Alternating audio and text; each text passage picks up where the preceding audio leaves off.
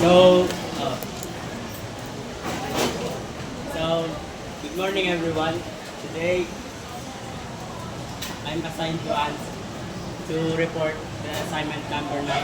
Determine if the function whose graphs are given below are continuous on the given intervals. So for number 1, negative 5, 0. So, we see that negative 5 is in here and 0 is here. So, malaki yung gap nila. Kaya sa naging discontinuous on the interval.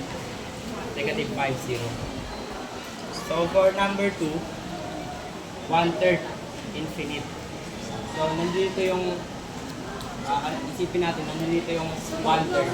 Kasi nandito na yung input function infinite. Kaya siya naging continuous kasi isang line lang sila. Continuous on the interval, 1/3 infinite. And that's all.